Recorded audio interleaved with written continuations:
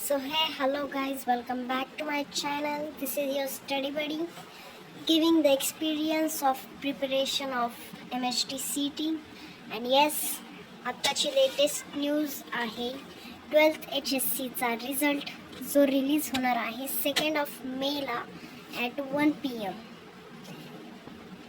So yes, रिझल्टसाठी मी सुद्धा थोडीशी nervous आहे आणि एक्साइटेडसुद्धा आहे. पण माझे एक्सपेक्टेड मार्क्स 65पर्यंत आहेत आणि जसे की मला पेपर चांगले नव्हते गेले तर मला वाटते मला 60 to 65च्या मध्येच काहीतरी मार्क्स पडतील. आणि let me know your expected marks in comment section. मला आवडेल तुमचे एक्सपेक्टेड मार्क्स जाणून घ्यायला. मला खरंच फिजिक्स आणि केमिस्ट्रीचा पेपर चांगला नव्हता गेला म्हणून मी इतके मार्क्स सांगते. पण I will be happy in that marks. अशी काय अपेक्षा नव्हती जास्त, 75पर्यंतची होती अपेक्षा, but it's okay sometimes. So CETबद्दल सांगायचं झालं तर आय एम प्रिपेरिंग, चालू आहे प्रिपरेशन. सो ह्या जे स्टडी ट्रॅकर्स आहेत ते ॲक्च्युली मी घरीच प्रिंट केले होते. ह्याचा मी जास्त यूज करत नाही. पहिले मी लिहिलं होतं घरीच. सो पहिल्यापासून मी हेच लिहिलं होतं म्हणून मी पहिल्यापासून हेच वापरते. आणि हे जस्ट असं कधी टाईम भेटला म्हणून करून टाकलं असं म्हणून टिक केल्यात. आणि हे सुद्धा मी खूप मस्त बनवलं आहे.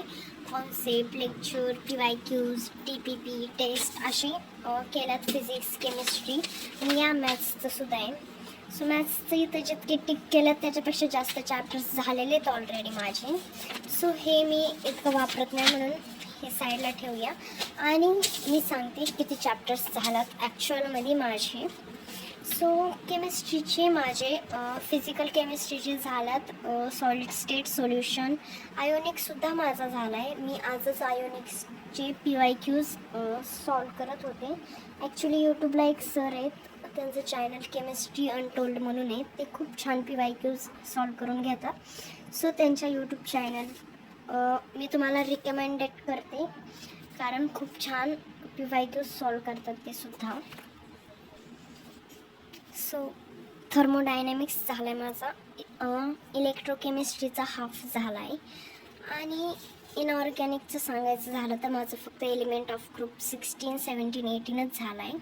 बाकी बायोमॉलिक्यूल, पॉलिमर केमिस्ट्री आणि ग्रीन केमिस्ट्री हे तर मी फक्त वाचून काढल्यात आणि PYQs फक्त पाहिल्यात. आणि ऑर्गॅनिक्सचं सांगायचं झालंच तर माझ्या ऑर्गॅनिक्सचे सगळे चॅप्टर्स झाल्यात बऱ्यापैकी म्हणता येईल. आणि 11वीचं तर एकसुद्धा चॅप्टर नाही आहे. प्रयत्न करते 11वीचे PYQs वाचायचा पण ते काय होतच नाही माझ्याकडून. आणि आता येतो सगळ्यात अवघड आणि माझा सगळ्यात ना आवडता सब्जेक्ट जो आहे फिजिक्स. हे फक्त मी करायचं म्हणून लेक्चर्स पाहिल्यात इतक्या चॅप्टर्सच्या फिजिक्सच्या आणि PYQs सॉल्व केल्यात 3 चॅप्टर्सचे. सो म्हणजे माझं मनच लागत नाही फिजिक्समध्ये कारण खूप टफ आहे. सो म्हणजे मी आता फिजिक्स स्किपच केला असंच समजून घ्या तुम्ही. तर फिजिक्सबद्दल मी जास्त काय बोलायची पण इच्छा नाही आहे माझी. पण मी केमिस्ट्री आणि मॅथ्सवर जास्त फोकस करायचा प्रयत्न करते. And as usual maths my favourite subject जो मी केला आहे बऱ्यापैकी 12चं. 11चे फक्त 2 चॅप्टर केल्यात आणि तो आहे ट्रिग्नोमेट्री 2 आणि फंक्शन्स. सो हे 12चे चॅप्टर्स मी इतके केल्यात. सो इथं पाणी सांडलं होतं ॲक्च्युली माझ्या टेबलवर. सो ह्याला तुम्ही इग्नोर करा प्लीज गाईज. आणि तुम्ही पाहू शकता logic, matrices, trigo, pair of state. Actually part 1चे माझे सगळेच चॅप्टर झाल्यात. पार्ट 2चे फक्त मी 2 स्किप केले होते फर्स्ट अटेम्प्टसाठी आणि ते आहेत application of integration and differential equation. And I will try to complete this 2 chapters till the second attempt. So this is all my maths study काय सिलेबस. हा सगळा माझा सिलेबस इतका डन आहे.